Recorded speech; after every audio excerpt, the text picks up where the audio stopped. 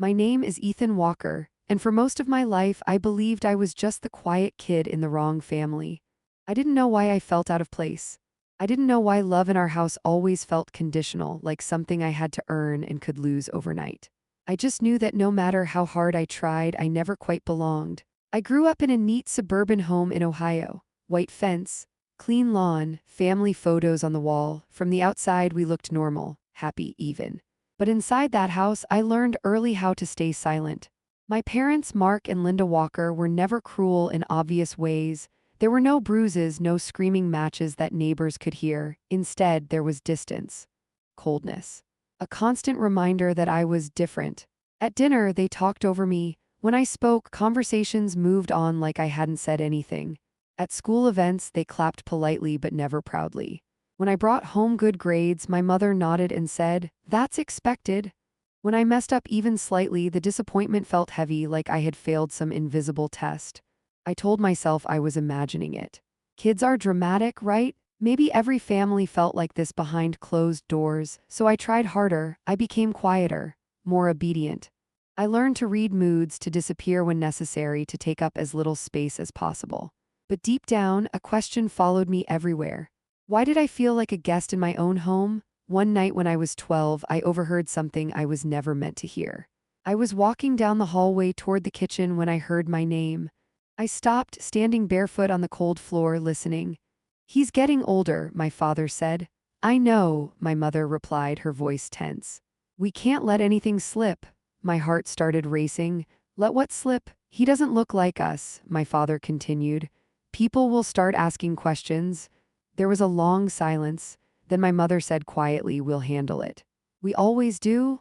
I stood there frozen, my chest tight, my mind spinning. I didn't know what they meant, but I knew one thing for sure. Whatever they were talking about had something to do with me, and it wasn't good. That night, I lay awake staring at the ceiling, replaying their words over and over. "We can't let anything slip." From that moment on, the feeling that something was wrong turned into certainty. As the years passed, the distance grew wider. My parents were generous with my younger sister, Emily. She got hugs, encouragement, patience. When she cried, they rushed to comfort her. When I struggled, I was told to toughen up or stop being sensitive. I loved Emily, but watching the difference hurt in ways I didn't have words for. At 16, I finally worked up the courage to ask my mother a question that had been burning inside me for years. "Why don't you like me?" I asked one evening while we washed dishes. She didn't even look at me. She just said, "Don't be dramatic, Ethan. Of course we like you." But her voice lacked warmth. And that answer told me everything. If you're listening to this right now and you've ever felt unwanted in a place that was supposed to be safe, stay with me. And yeah, subscribe, because this story isn't about drama, it's about truth, and the truth always comes out even if it takes years. Things changed the summer I turned 18. It started with a letter. I came home one afternoon to find an envelope on the kitchen counter with my name written on it. No stamp, no return address, just my name written neatly like someone had taken their time. My hands were shaking as I opened it. Inside was a single sheet of paper. It said, "If you don't know who you really are, you deserve to. Check the county records. You were adopted." That was it. No signature, no explanation. The room felt like it was spinning. Adopted. My first instinct was denial. This had to be a prank, a mistake, something cruel and random. But as soon as that thought crossed my mind, every memory I had suddenly rearranged itself. The distance, the secrecy, the way I never quite fit. I waited until my parents came home. I stood in the living room holding the letter, my heart pounding so hard I could hear it in my ears. "What is this?" I asked, my voice shaking. My mother froze the moment she saw the paper. My father went pale. No one answered. That silence was louder than any confession. Finally, my father sighed and sat down like the weight of years had just crashed onto his shoulders. My mother crossed her arms, her face hard. "Yes," she said flatly, "you were adopted." Just like that, no apology, no explanation. I felt like the floor had disappeared beneath my feet. "Why didn't you tell me?" I asked. "Why did I have to find out like this?" My mother looked at me and said something I will never forget. "It wasn't necessary. You were fed, housed, educated. What more do you want?" In that moment, something inside me broke, not loudly, not dramatically, quietly, permanently. I didn't ask about my real parents that night. I didn't ask why they gave me up or where I came from. I just nodded, went to my room, and packed a bag. Because suddenly everything made sense. I had never been their son. I was a responsibility they never wanted anyone to question. And as I closed my bedroom door for the last time, I didn't know it yet, but discovering I was adopted was only the beginning. What came next would change everything I thought I knew about my family, my past, and myself. And trust me, you're not ready for the truth that's coming next. I didn't leave the house that night, not because I wasn't angry, but because my anger felt heavy, like it needed space to breathe. I sat on my bed staring at the wall, the word adopted looping in my head like a broken recording. Every memory from my childhood started replaying itself, but this time with new meaning. The birthdays that felt forced. The hugs that never lasted long. The constant pressure to behave, to perform, to never disappoint. I finally understood why love in that house always felt borrowed. The next morning, I woke up early and went downstairs. My parents were already in the kitchen, acting like nothing had happened. My mother poured coffee. My father read the news. No one looked at me. I realized then that they weren't waiting for a conversation. They were waiting for me to accept it and move on. But I couldn't. I asked where the adoption records were. My father told me they were somewhere in storage. My mother said digging into the past would only confuse me, like my entire identity hadn't just been ripped open. That day, I skipped school and went to the county office mentioned in the letter. I didn't even know what I was looking for. I just knew I couldn't sit in that house pretending I was fine. The building was old and quiet, the kind of place where secrets go to sleep. I stood in line rehearsing what I would say, my palms sweating. When I finally spoke to the clerk, she asked for my name and date of birth. She typed slowly, her expression neutral, then she paused. "Yes," she said, "there is an adoption file." Hearing it from a stranger made it real in a way my parents' confession hadn't. She told me I could request a copy, but it would take time, days, maybe weeks. I walked out of that building feeling hollow. I wanted answers now. I wanted to know who I was before someone decided to rename me and reshape my life. When I got home, my mother asked where I'd been. I told her the truth, that I'd gone to the county office. Her face tightened. "You had no right," she said sharply. "We gave you a life." Isn't that enough? That sentence hit me harder than anything else. A life, not a family, not love. A life. If you're listening to this and you've ever been made to feel like you should be grateful for basic decency, stay with me. And yeah, subscribe, because this part of the story is where silence turns into survival. The waiting was torture. Every day felt longer than the last. At school, I couldn't focus. At home, the distance became unbearable. My parents avoided the topic completely, like ignoring it would erase it. But I couldn't unsee the truth. I started noticing things I'd brushed off before. The way my mother flinched when people commented that I didn't look like them. The way my father always changed the subject when anyone asked about my early childhood. One evening, I found a box in the garage labeled Old Documents. My hands were shaking as I opened it. Inside were medical papers, receipts, and finally, a thin folder with my name on it. My adoption papers. I sat on the cold concrete floor reading them over and over. Born in another state. Biological mother listed as unknown.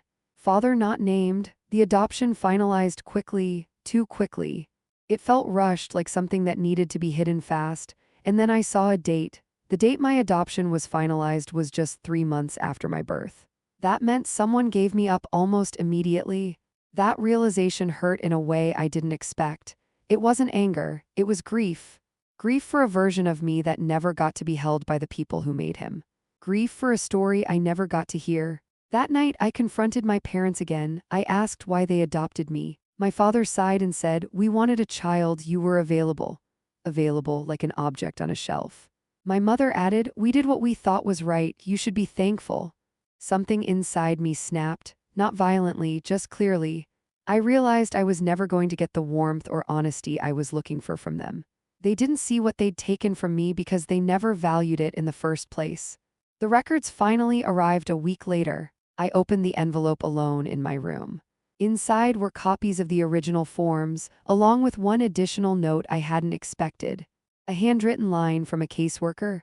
Birth mother requested closed adoption due to family pressure. Family pressure. Those 2 words opened a door I hadn't known existed.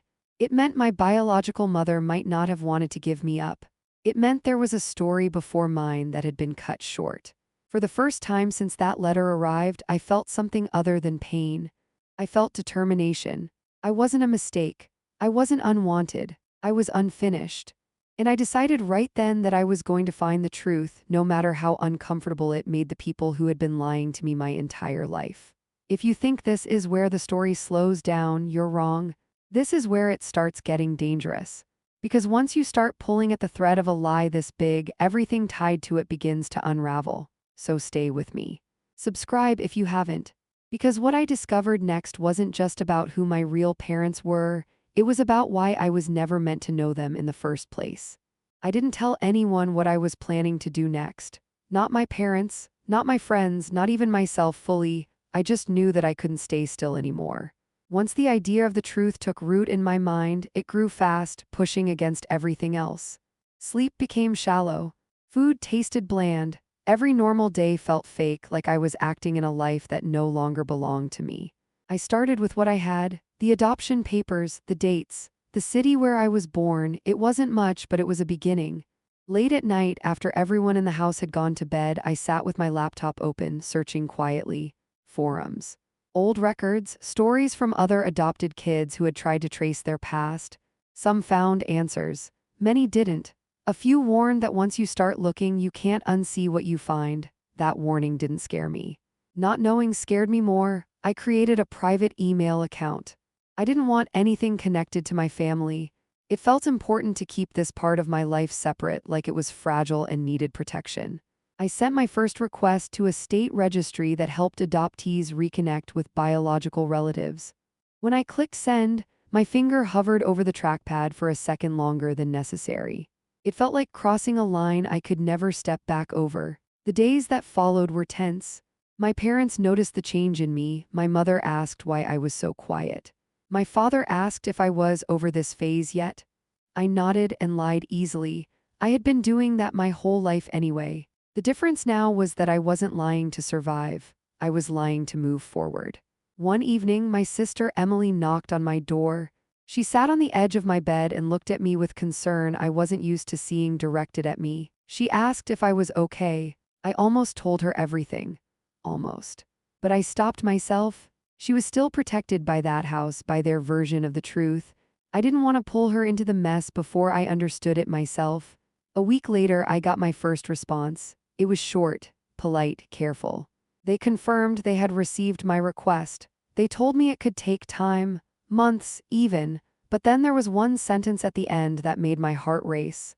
Your case may qualify for additional review due to incomplete documentation. Incomplete documentation. That meant there were gaps, missing pieces, things that hadn't been recorded properly or had been deliberately left out. I read that line over and over until my eyes burned. Whatever my parents had told themselves about my adoption being simple and clean wasn't true. There was more to it. If you're listening to this right now, this is the moment where curiosity turns into obsession. And if you've ever felt that pull, that need to know who you really are, stay with me. Subscribe, because from here on, every answer comes with a cost. I became more careful at home. I stopped searching on my laptop there. I started going to the library instead, sitting in corners where no one paid attention. I learned how to search public records, how to follow small clues. I found the name of the hospital where I was born. I found a local newspaper archive that mentioned a closed maternity ward the same year I was born. None of it proved anything, but together, it painted a picture of secrecy. One afternoon, while scrolling through an old forum, I found a post that made my stomach drop. It was written by a woman looking for a child she had given up for adoption years ago. The dates were close. The location matched. The details were vague, but the pain in her words felt real. She wrote about pressure from her family, about being told she had no choice, about being promised her child would be loved. My hands were shaking as I read it. I didn't know if it was her. I didn't know if I was projecting my own hope onto a stranger's story. But for the first time, I pictured my biological mother as a real person, not a blank space on a form. Someone who might have thought about me, someone who might have wondered what happened. That thought changed everything. I drafted a message a dozen times before sending it. Each version sounded wrong, too desperate, too cold, too hopeful. Finally, I wrote something simple. I explained who I was, what I was looking for, and that I understood if she didn't want to respond. When I hit send, my chest tightened like I'd just stepped off a ledge. Days passed with no reply. At home, the tension grew thicker. My parents sensed something slipping out of their control. My mother started making comments about loyalty, about family being the only thing that mattered. My father warned me not to dig up trouble. I nodded again, said nothing again, but inside I was already gone. Then, late one night, my phone buzzed, an email from the account I'd contacted. I stared at the screen for a long time before opening it.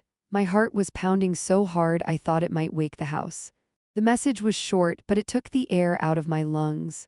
"I don't know if you are who I think you are," it read. "But I have been waiting for this message for 18 years.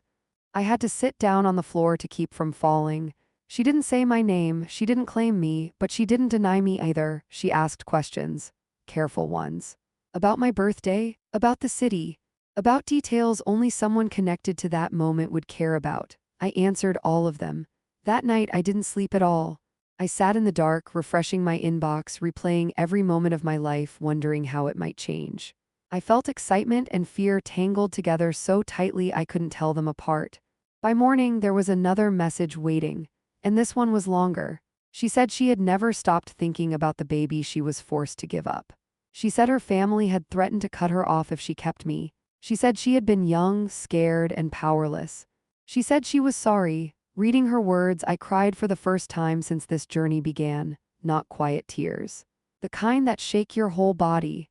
Because for the first time, the story of my life included someone who hadn't let go of me so easily. If you're still listening, understand this. Finding the truth doesn't always bring peace right away. Sometimes it brings chaos, because the next step wasn't just about learning where I came from. It was about deciding what to do with a truth that was about to tear my family apart. So stay with me, subscribe. Because the moment my parents found out I was talking to her, everything exploded. I didn't tell my parents right away, not because I was afraid of them, but because I needed time to understand what this truth meant to me before they twisted it into something else. For days, I lived two lives at once. In one, I was the same quiet son sitting at the dinner table, answering politely, keeping my head down. In the other, I was reading emails late at night from a woman who sounded more real to me than anyone I'd grown up with. She didn't call herself my mother yet, she didn't ask for forgiveness. She just told me pieces of her life carefully, like she was afraid of overwhelming me. She told me her name was Rachel Miller. She told me she was 19 when she got pregnant. She told me her parents were strict, religious, and obsessed with reputation. "They said I would ruin the family," she wrote. "They said giving you up was the only way." Every message felt like a missing piece sliding into place. Suddenly, my existence made sense. I wasn't unwanted, I was inconvenient. That realization hurt in a strange way. It wasn't the sharp pain of rejection I'd felt growing up. It was heavier, sadder, because it meant my entire childhood had been shaped by fear and control, not love. Rachel asked if I was safe. She asked if I had support. She asked if I wanted to keep talking. No pressure, no guilt, just concern. I didn't know how to respond at first. No one had ever asked me those questions before. If you're listening to this right now, this is the part where everything feels fragile. When you finally find someone who sees you and you're terrified of losing them, stay with me, subscribe. Because this part of the story is where fear and hope collide. I decided to tell my parents, not dramatically, not angrily, just honestly. One evening after dinner, I told them I had found my biological mother. The room went silent instantly. My father's face hardened. My mother froze like I'd said something dangerous out loud. "You did what?" my mother asked. "I found her," I repeated. "We've been talking." My father stood up so fast his chair scraped loudly against the floor. "That woman is not your mother," he said. "We are." Something in his voice made my stomach drop, not anger, panic. "She didn't want you," my mother added quickly. "She gave you up. That should tell you everything." I looked at them and realized they weren't protecting me, they were protecting themselves. "She was forced," I said quietly. "She didn't have a choice." My mother laughed, but there was no humor in it. "That's what she told you? Of course she did. People rewrite history when they feel guilty." That was the moment I saw them clearly, not as parents. As people who had built their entire sense of righteousness on a lie. The argument exploded after that. Voices raised, accusations thrown. They told me I was being manipulated, that I was betraying the family, that I was ungrateful. My father said something that burned itself into my memory. "We saved you," he said. "You owe us." Saved me. From what? From a mother who wanted me, from a truth they were afraid of. I told them I needed space. My mother accused me of choosing a stranger over my real family. My father told me if I kept digging, I'd regret it. I went to my room and locked the door, my hands shaking, my heart racing. That night I packed a bag. Not because they kicked me out, but because I finally understood that staying meant suffocating. I messaged Rachel and told her what happened. She replied almost immediately. "You can come stay with me if you need," she wrote. "No pressure. Just know you're not alone." Reading those words, something inside me cracked open. The next morning, I left the house quietly. I didn't say goodbye. I didn't need to. I already had my answer. Rachel lived 3 hours away. The drive felt unreal, like I was crossing into a life that wasn't supposed to be mine. When I arrived, she stood at the door, nervous, unsure, her hands shaking just like mine. We didn't hug right away. We just looked at each other. Same eyes, same nervous smile. And in that moment, I felt something I had never felt before, recognized. But peace didn't last long, because a few days later, my parents showed up. And what they said next revealed a truth far darker than adoption papers or family pressure. A truth that explained why they had worked so hard to keep me in the dark. So stay with me, subscribe. Because the next part is where everything you think you understand about this story gets turned upside down. They didn't call before they came. They didn't text. They just showed up. I was sitting at Rachel's kitchen table when I heard a car pull into the driveway. I wasn't expecting anyone, but something in my chest tightened immediately, like my body recognized the danger before my mind did. Rachel looked out the window and the color drained from her face. "It's them," she said quietly, "my parents." For a second, I considered running, hiding, pretending I wasn't there, but then I realized something important. I wasn't a scared kid in their house anymore. I was an adult, standing in the truth they had tried to bury. When the doorbell rang, Rachel hesitated, then opened the door. My mother stepped inside first, her face tight with forced calm. My father followed, eyes scanning the room like he was looking for evidence. "So this is where you ran off to," my mother said, her voice sharp. "I didn't run," I replied. "I left." The air in the room felt heavy. Rachel stood beside me, not touching me, but close enough that I could feel her presence. My parents looked at her like she was an intruder, like she had stolen something that belonged to them. "You've been filling his head with lies," my father said, pointing at Rachel. "We warned you this would happen." Rachel didn't raise her voice. She didn't insult them. She just said, "I told him the truth." That's when my mother snapped. "The truth," she laughed bitterly. "You abandoned him, you signed him away, and now you want to play the victim?" Rachel's hands were shaking, but she held her ground. "I was 19, she said. "Your lawyer told me my parents would cut me off, that I'd never finish school, that I'd be alone. You promised I could see him someday, you promised." The room went silent. I turned slowly toward my parents. "What is she talking about?" I asked. My father looked away. That single movement told me everything. I felt something cold settle in my stomach. "You knew her," I said. "You didn't just adopt me. You convinced her." My mother's face hardened. "We did what we had to do. We wanted a child. She was young and scared. It was practical." Practical, that word felt worse than any insult. Rachel's voice broke. "You told me it was an open adoption. You said I could write letters, that I'd get updates. Then you disappeared. You changed your number. You moved." My head was spinning. Every piece was falling into place in the worst way possible. This wasn't just secrecy, it was manipulation, control. They hadn't just erased my past, they had stolen it. "You took everything from me," Rachel said, tears streaming down her face. "And you raised him to believe he was unwanted." My mother turned to me, her expression suddenly soft, rehearsed. "Ethan, listen to us. She's emotional. She's rewriting things. We gave you stability, education. A future." "No," I said quietly. "You gave me silence." My father stepped closer. "You wouldn't be where you are without us." I met his eyes and felt nothing. No fear, no guilt, just clarity. "And I wouldn't be who I am without what you did," I replied. "But that doesn't mean it was right." If you're listening right now, this is the moment where the mask falls off, when the people who controlled your story reveal who they really are. Stay with me, subscribe, because the truth doesn't whisper anymore from here, it speaks out loud.